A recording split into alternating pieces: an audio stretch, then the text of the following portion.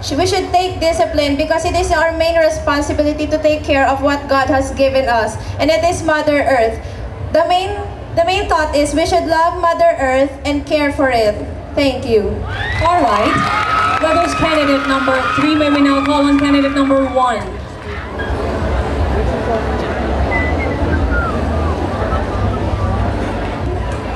Picture, please.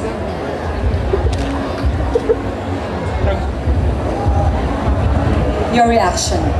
So nakikita po natin sa picture, isang picture ng pamilya. One of the greatest values here in Philippines is close family ties. So every Filipino is kilala bilang malapit sa kanilang pamilya at isa ito sa pinagmamalaking values here in Philippines. Thank you. Thank you very much. Contestant number 1, may we now call on? Contestant number 9.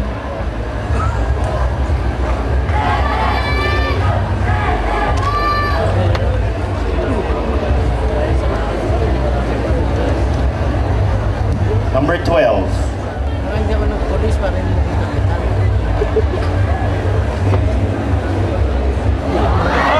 Your reaction. Times Man of the Year po. Sa tingin ko po, deserving po talaga si Manny Pacquiao na maging isang feature sa Times Magazine po. Kasi po, siya po ay isang Pilipino, simbolo po ng matatag na Pilipino at pinakilala niya po ang ating bansa sa buong mundo. At siya po ay may katangian ng isang matatag na Pilipino, matulungin po sa kapwa at may pagmamahal po sa kanyang pamilya. At mabuting ina sa kanyang mabuting anak po sa kanyang ina. Yun lamang po at maraming salamat. Okay, that was boys ready, ah? Guys pala. Number 9.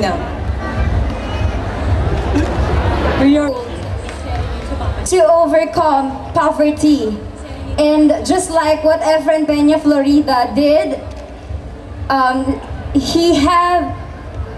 parang pinakita po niya, siya po yung nag-implement ng yung pushcart classroom po, which is naging awardee po siya sa CNN and naging Hero of the Year.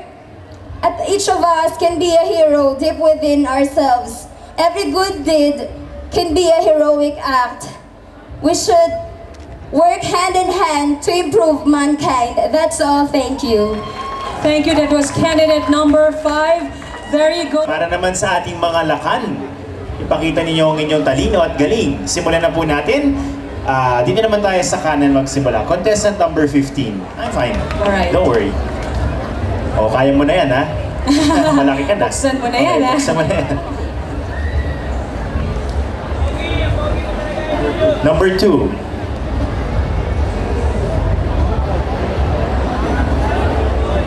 Ako po'y naniniwala na ang bawat Pilipino ay bayani.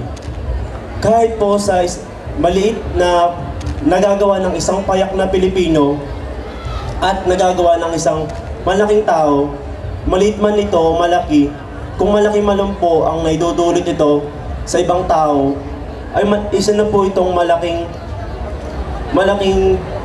biyaya na naibibigay sa atin ng mga Pilipino. Kasi po, ang magandang halimbawa na lang po ay ang pagboto. Ang pagboto po ng isang Pilipino ay nagpapakita na po ng isa pong pagkabayani sapagkat po ang pagboto po niya ay nagbibigay tulong na po upang po sa ikauunlad ng ating bansa. Yun lamang po. Maraming salamat. Sunod naman po, tawagan natin si... Okay, what's your number?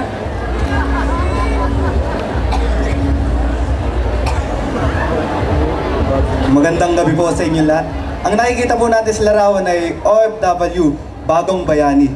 Nagsisikap po silang magtrabaho sa ibang bansa para po mabigyan ng kinabukasan ang mga pamilya nila sa buhay dito sa Pilipinas. At mabigyan po ng magandang edukasyon ang kanilang mga anak. Yun lang po at maraming salamat po. Thank you. Let's now call on candidate number 11. Guys, kayo na yung magbukas. Okay lang? Magaling ka na dyan. Alright.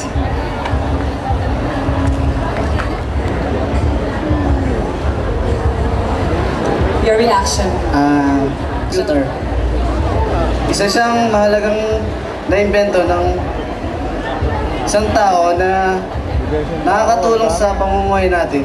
Lalo na sa akin na estudyante, mas advanced ang computer dahil sa mga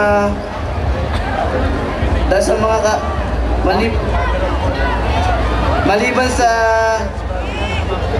paggamit ng libro, isang tingin mo lang sa internet, makikita mo na ang sagot. Kaya mahalaga po ang computer. Yun lang po. Maraming salamat. Thank you, candidate number 11. May we now call...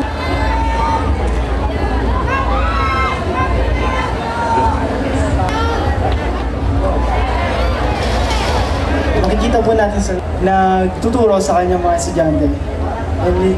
At tinatawag po itong edukasyon. For me, education is the key to success. And with education, we can solve all the problems in our society. Because without education, it results to ignorance. And because of ignorance, lots of problems had came into our life.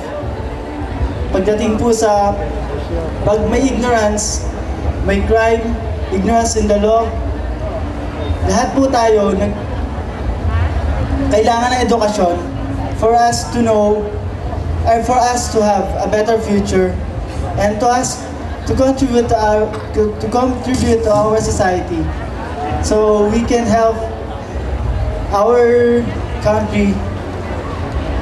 That's all. Thank you. Thank you, candidate number 12, 13. At buksan mo po gamit ang iyong mga kamay. Yeah, 1 second. That must be number 6, no? The other way around? Alright. Good evening, fellow San Pableños. What we are seeing right now is an image of democracy. All we know that our president, former president, or the first lady who became the president of the Philippines died last year. And she is the one who continued the fight of Ninoy Aquino. And he declared the democracy of the Philippines. The people in the Philippines are begging for democracy. And another is that Cory Aquino is not just only a president of the Philippines and a good mother to his son and daughter. Nakikita naman po natin na si Noynoy Aquino at Chris Aquino ay mga successful na tao. Kaya masasabi ko na si Cory Aquino ay isang dakilang ina sa kanyang mga anak. Yun lang po at marami pong salamat. Okay.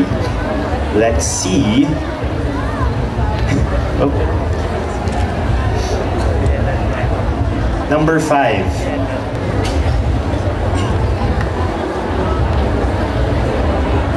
Well, good evening, San Pablo. As we see in this picture, street children are playing just because they want to develop their skills, their competencies, and their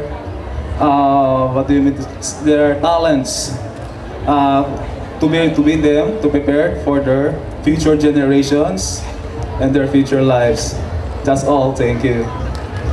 Thank you. Next one is contestant number 5.